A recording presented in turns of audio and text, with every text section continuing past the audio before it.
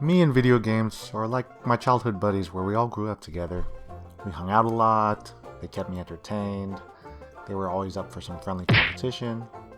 My parents liked some, and not others, and I have fond memories of them.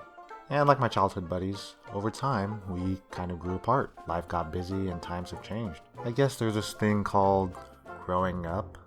I'm still trying to figure that one out. But I have a job and a family now, so there's not much time for video games anymore. Which is kind of funny because think of how much more prevalent and accessible video games are today compared to back then. Literally every single person with a cell phone has video games that they can play anytime, anywhere. I'm pretty sure I even heard somewhere that dog owners are buying their dogs cell phones. I mean, I just checked my wife's phone the other day, who she says she didn't even grow up playing video games, and she's on level 2584 on Candy Crush. I mean, how is that even possible? Now don't get me wrong, I still try to find a way to play video games every now and then, but it's few and far in between. And before you pin me as a bad or negligent father, I'm more than excited about the trade-off of spending time with my kids as opposed to playing video games. In fact, I've even found ways to incorporate both of them.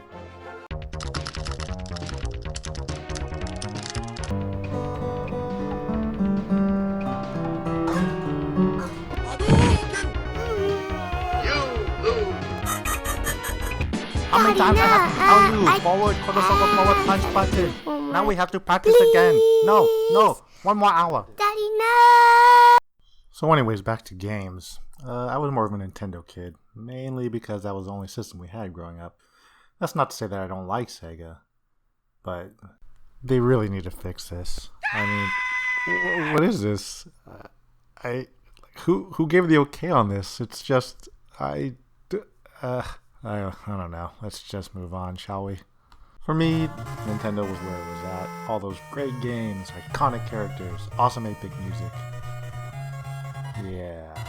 So anyways, why don't we take a look back into how my interest in video games came to be in the first place. So I was what many would consider a big baby. A big boy. I was over 10 pounds, and to put that into perspective, my mom at the time was maybe 90 pounds after eating a buffet. So you factor in the average pregnancy, weight gain, along with the fact that I was a huge baby, and I dang near multiplied my poor mom's weight by a factor of 1.5 times. So needless to say, that last trimester of pregnancy was pretty rough on my poor mom. She wasn't able to move around much, and she definitely wasn't sleeping. And so what was she doing on those sleepless nights? Playing Pac-Man. That's right, Pac-Man on the Atari 2600. So you've probably heard the various studies about how playing classical music to your child while in the womb could have potentially beneficial neurological effects on the child. Well, this was my classical music. Pac-Man was my classical music. Now, why is this important? Well, it scientifically proves that video games were to play an important role in my life.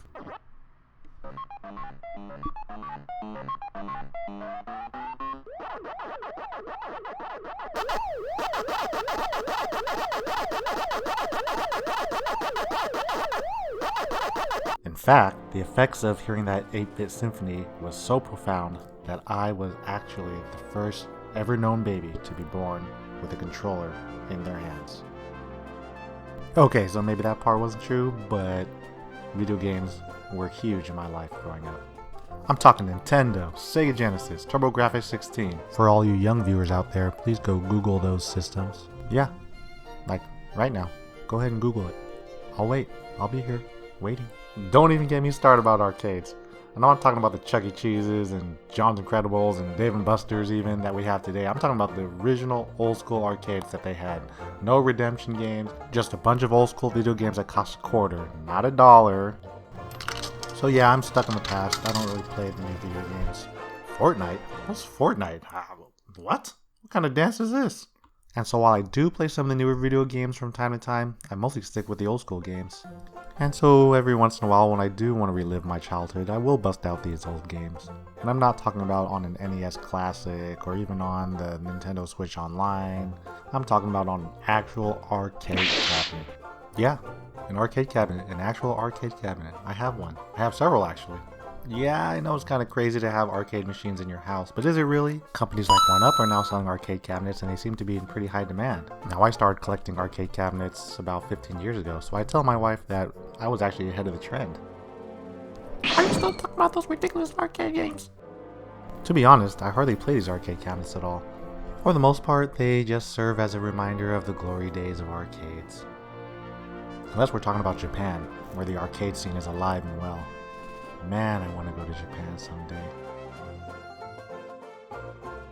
So that's it for this video, guys. I just want to do a quick video about the importance of video games and arcades in my life anyways.